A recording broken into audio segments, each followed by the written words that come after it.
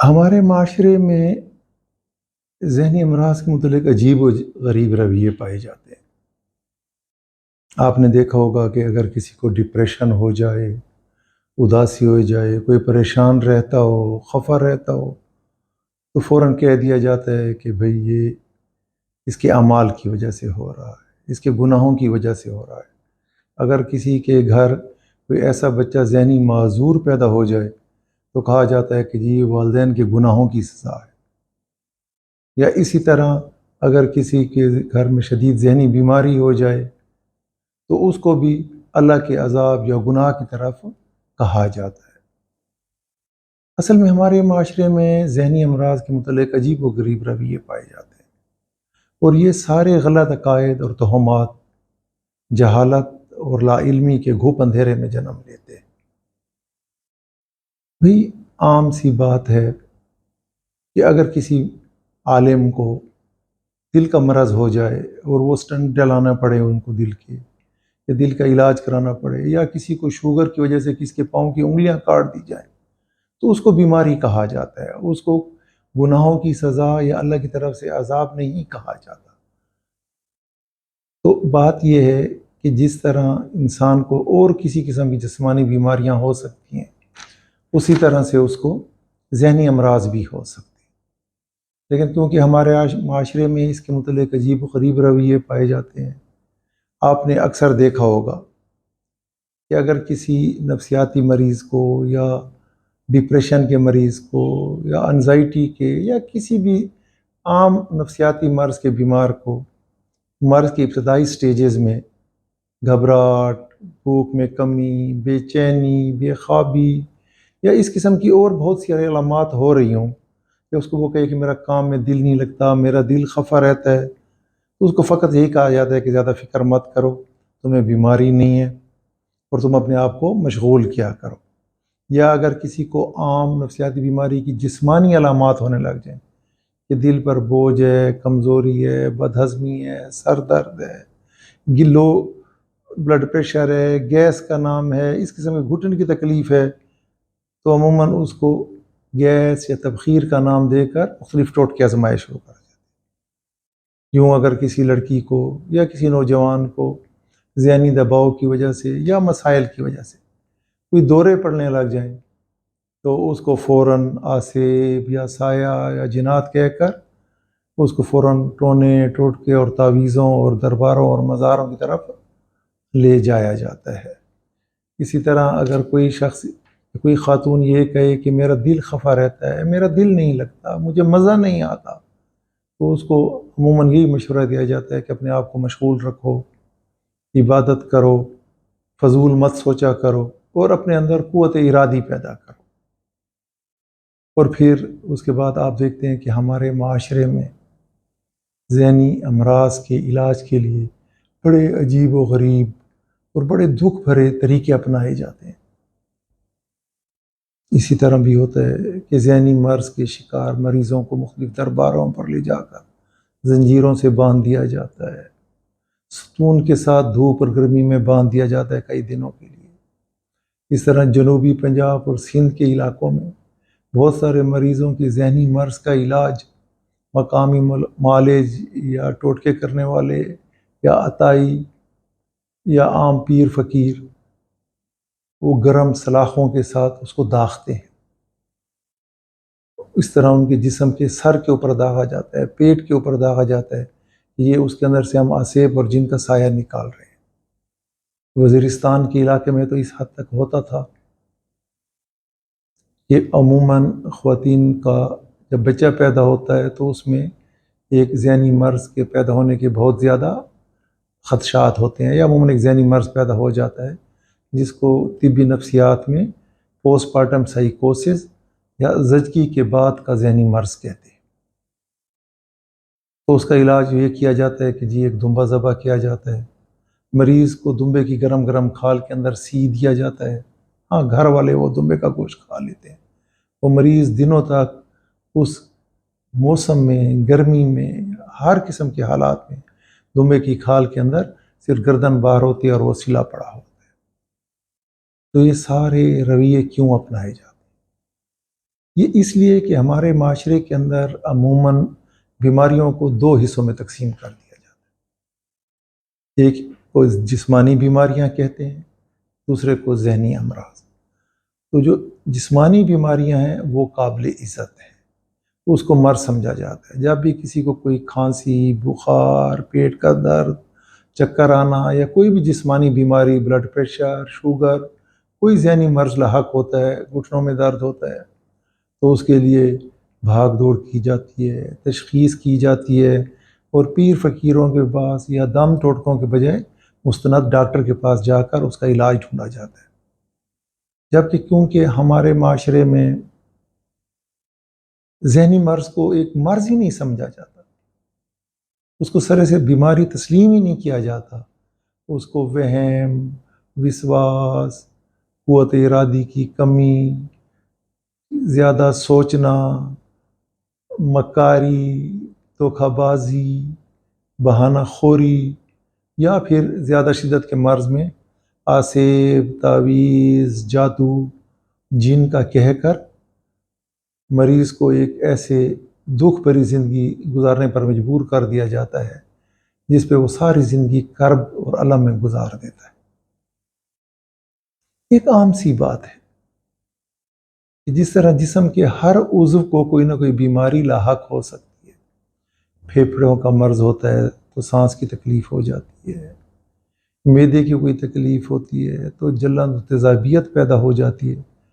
تو اسی طرح جو انسانی جسم کا سب سے اہم عضو دماغ ہے، تو دماغی مرض بھی پیدا ہو سکتے ہیں۔ تو عموماً ہمیں معاشرے میں یہ دیکھنے کے لیے کہ لوگوں کا رویہ کیا ہے، اس کی بنیاد ایکچولی جہالت اور لا علمی ہے۔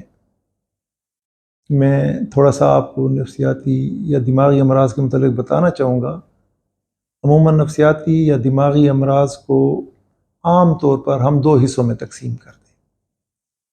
ہلکے نفسیاتی امراض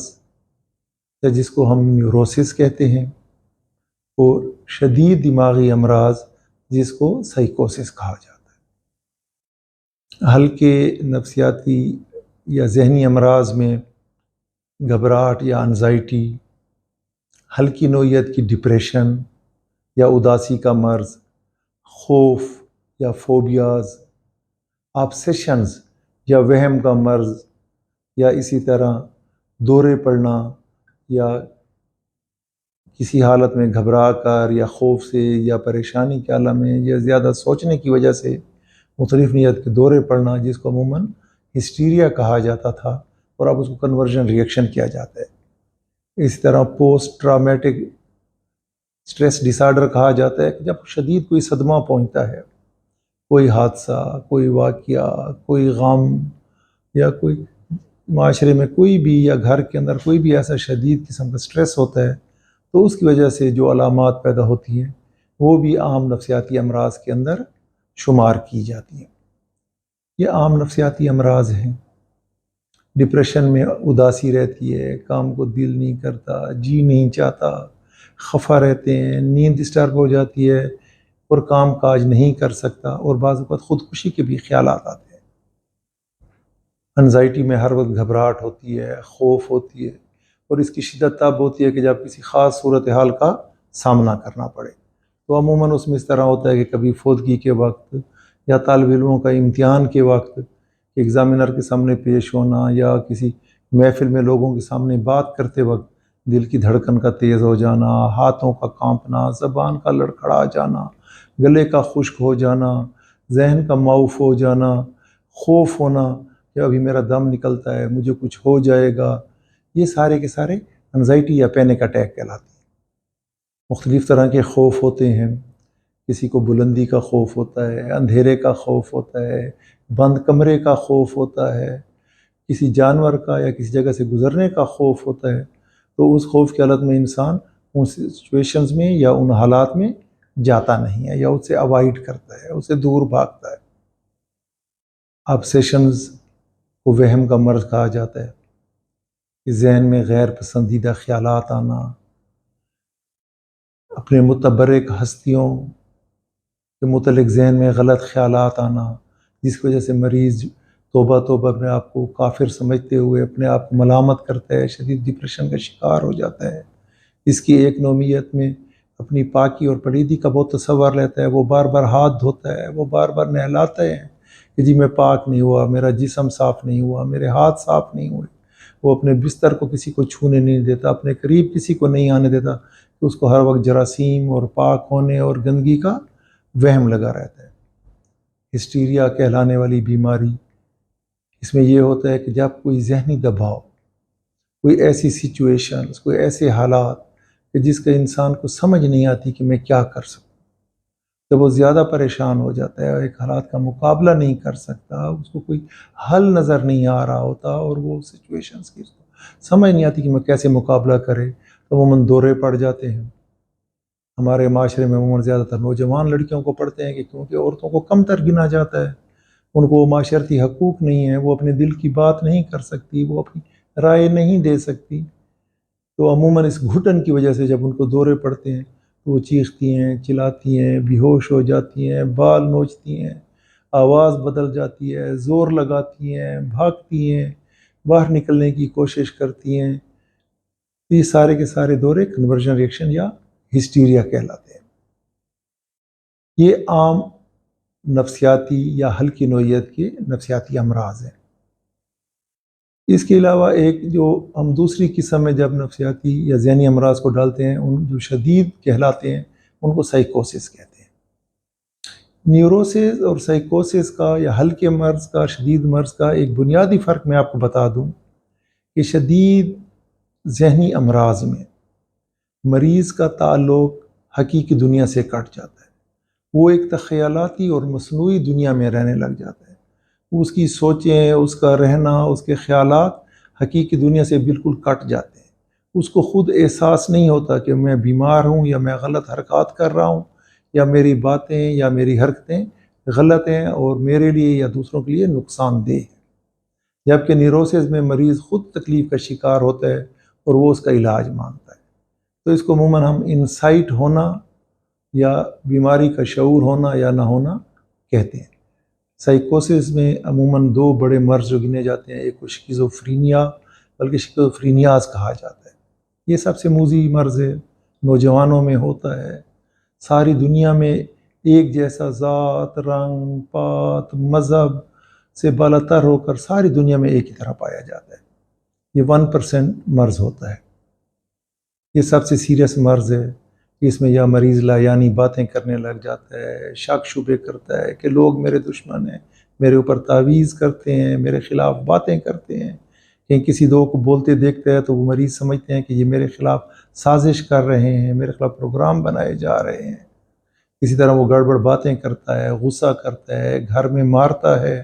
بعض اوقات وہ ساری دنیا سے کٹ جاتا ہے، صفائی کا خیال نہیں کرتا، اپنے آپ باتیں کرتا ہے، لباس کا خیال نہیں کرتا، کام کاج چھوڑ دیتا ہے، دنیا میں ملنا جلنا چھوڑ دیتا ہے اور ساری دنیا سے کٹ کر رہ جاتا ہے۔ اس کی دوسری قسم سائیکوسس میں عام بیماری کو مینک ڈپریسو سائیکوسس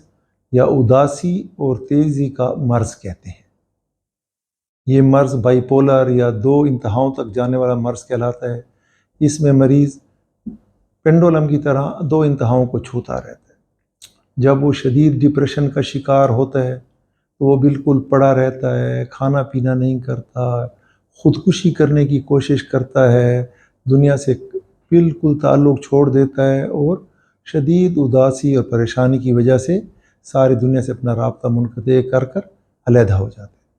اور اس کی دوسری انتہا پر مریض میں بے انتہا تیزی آ جاتی ہے، وہ بہت بڑی بڑی باتیں کرتا ہے، بڑے بڑے منصوبے بناتا ہے،